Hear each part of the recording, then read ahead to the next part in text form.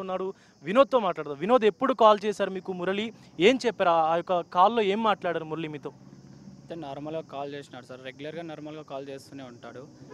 మొన్న నైట్ వచ్చేసి 9కి అలా కాల్ చేశాడు. కాల్ చేసి "ఏం చేస్తున్నావురా?" అంటే "ఏం లేదురా నార్మల్‌గా ఉన్నాను." "చెప్పురా" అంటే "లేదురా ఈరోజు బార్డర్‌కి తీసుకెళ్తున్నారు యుద్ధానికి. కొంచెం భయంగా ఉందిరా" అని చెప్పా. "ఎందుకురా భయము?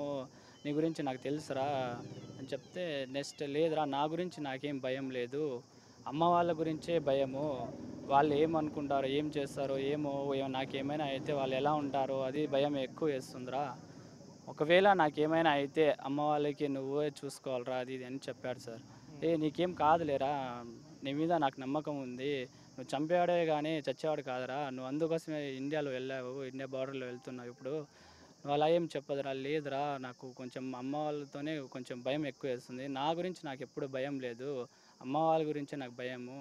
నేను రేపు మార్నింగ్ మెసేజ్ చేస్తే నేను ఉన్నట్టురా, లేకుంటే లేదన్నట్టు" చెప్పాడు సార్. ఎప్పుడు అలా మాట్లాడకురా. నీ మీద నాకు నమ్మకం ఉంది. నువ్వు ఖచ్చితంగా తిరిగొస్తావు. నువ్వెప్పుడు అలాంటిది ఆలోచన చేయకు. అమ్మ వాళ్ళని మేము చూసుకుంటాంలే. కంపల్సరీ నువ్వు రిటర్న్ వస్తావురా. నువ్వు అలా ఏం టెన్షన్ పడకు అని చెప్పాను సార్. హ్మ్. సో, ఎలా ఉండేవాడు మీతో మురళి? చిన్నప్పటి నుంచి యాక్టివ్‌గా ఉండేవాడని చెప్పి కూడా అంటా ఉన్నారు. పెద్ద మంచి అథ్లెట్‌గా అని కూడా చెప్తున్నారు. సో, ఎప్పుడు ఈ ట్రైనింగ్‌కెళ్ళాడు? ఎప్పుడు జాయిన్ అయ్యాడు అసలు ఆర్మీలో? సరే, మురళి, నేను, గోవింద్ మేము ముగ్గురం రిక్రూట్మెంట్ పూరా ప్రాసెస్ మొత్తం ఉన్నాము. ఈ సెలెక్షన్ ప్రాసెస్ అనేది అక్టోబర్ 21, 2022 నెల్లూరు పోలీస్ పరేడ్ గ్రౌండ్లో జరగడం జరిగింది. అక్కడ ఈ అబ్బాయి మేము అంతా కొద్దిగా నార్మల్ పాస్ అయినా మురళి ట్రాక్ ఫస్ట్ 400 మెంబర్స్లో ట్రాక్ ఫస్ట్ కొట్టడం జరిగింది. చాలా కష్టపడ్డారు ఆ రేస్ కోసం. మిడ్ నైట్ ఆర్మీ రేస్ అంత ఈజీగా ఉండదు అందరూ అనుకున్నట్టు. Mid night 2 o'clock 3 o'clock start అవుతుంది రన్నింగ్ రేస్. ఆ రేస్లో చాలా కష్టపడి రన్నింగ్ క్లియర్ చేయడం జరిగింది. తర్వాత అక్కడ కంప్లీట్ అయిపోయింది. సెలక్షన్ ప్రాసెస్ కంప్లీట్ అయిపోయిన తర్వాత మెడికల్ జరిగింది. మెడికల్ కంప్లీట్ అయిపోయింది. రీమెడికల్ పడింది మురళికి. తర్వాత సికింద్రాబాద్లో వెళ్ళి రీమెడికల్ కూడా కంప్లీట్ చేసుకొని హ్యాపీగా సక్సెస్ఫుల్గా తర్వాత మేము ఆఫ్టర్ రీమెడికల్ అయిపోయిన తర్వాత డాక్యుమెంట్ వెరిఫికేషన్ జరిగింది. ఆ డాక్యుమెంట్ వెరిఫికేషన్ ప్రాసెస్లో నా పేరు K Shyam Sundar Nayak. Same date maybe 1 or 2 days డిఫరెన్స్లో నేను డాక్యుమెంట్లో డిఈఓ సైన్ లేదని రిజెక్ట్ చేయడం జరిగింది. అలా చేయడం వల్ల నేను ఫుల్ డిప్రెషన్లో వెళ్ళిపోయాను. యాక్చువల్లీ నేను సూసైడ్ అటెంప్ట్ చేశాను.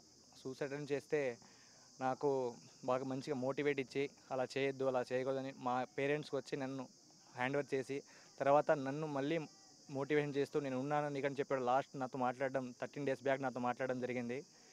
నాకు మళ్ళీ వాడి మోటివేషన్తో నేను మళ్ళీ బ్యాకప్ ఇచ్చుకుంటూ స్లోగా ఇప్పుడు మళ్ళీ రీసెంట్లీ నేను వాడితో 13 days ముందు మాట్లాడడంలో అస్సాం రైఫిల్ సెలక్షన్లో వాడి ధైర్యంతోనే వాడు నన్ను ముందుకు నడిపించుకుంటా ఈరోజు అస్సాం రైఫిల్లో సెలడం జరిగింది. మురళి నార్మల్గా సెలెక్ట్ కాలేదు. ట్రాక్ ఎక్కడ వెళ్ళినా ఒక మంచి అథ్లెట్. పంజాబ్లో కూడా మంచి మెడల్ సాధించాడు. తర్వాత మురళికి ఆషామాష ఈ యూనిఫామ్ కాదు ఇది. ఒక్కరోజు యూనిఫామ్ వేసుకొని చనిపోదామనే మైండ్ సెట్తోనే ప్రతి క్షణం ఉండేది. మేమంతా ఎగ్జామ్స్ చదువుకునేటప్పుడు కూడా నాతో పాటు గోవింద్ మేమంతా ఉన్నాం సాయి డిఫెన్స్ అకాడమీ గుంటూరులో.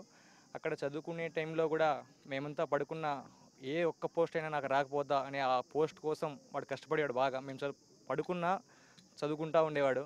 అలా చాలా కష్టపడే ఉద్యోగం కోసం. ప్లీజ్ గవర్నమెంట్ మంచిగా మురళి కుటుంబానికి సహకరించాలి. ఈరోజు ఒక భారతదేశం ఒక మంచి సైనికుడిని కోల్పోవడం జరిగింది. యాక్చువల్లీ నేను ఈరోజు బ్రతకడం వాడి దయ వల్లే. యాక్చువల్లీ నేను మాటలు రావట్లేదు. Thank you. సో, ఫ్రెండ్స్ అందరూ కూడా తీవ్ర భావోద్వేగానికి కూడా లోనవుతా ఉన్నారు. తను డిప్రెషన్‌లో ఉన్నప్పుడు కూడా తన ఫ్రెండ్ మురళీ నాయక్ మోటివేట్ చేసి తను ఈరోజు ఈ స్థాయిలో ఉన్నాడు. తను కూడా ఉద్యోగం సాధించాడంటే దానికి కారణం మురళీ నాయక్ అంటూ కూడా ఫ్రెండ్స్ చెప్తా ఉన్నారు. అక్కడ యుద్ధం జరుగుతా ఉంది. పాకిస్తాన్‌కు సంబంధించినటువంటి ఆ సైనికులందరూ కూడా దొంగ దెబ్బ అది ఏదైతే మనకు ఎల్ఓసిలో దాన్ని కాల్పుల విరమణ ఏదైతే ఉందో దాని ఒప్పందాన్ని కూడా బ్రేక్ చేసి కాల్పులు జరుపుతున్నప్పటికీ కూడా వీరోచితంగా వాళ్లకు ఎదురొడ్డి పోరాడాడు మురళీ నాయక్. అలాగే వీరమరణం కూడా పొందాడు. తాను చనిపోతాను అని తెలిసిన తర్వాత కూడా యుద్ధంలోకి దిగినటువంటి ఆ వీరుడుగా చెప్పుకుంటున్నారు ఇక్కడ అందరూ కూడా. ముందే తాను చనిపోతానని ముందే తనకు తెలిసి కూడా తన ఫ్రెండ్కి కాల్ చేసి, తన స్నేహితుడికి కాల్ చేసి, తల్లిదండ్రుల గురించి బాధ్యతను అప్పగించి తన యుద్ధంలోకి దిగినటువంటి సిచ్యువేషన్ కనిపిస్తూ ఉంది. అలాగే చిన్నప్పటి నుంచి కూడా మురళీ నాయక్ తల్లిదండ్రులు ఇద్దరు కూడా అంటే రోజువారీ కూలీలు పనులు చేసేవాళ్ళు.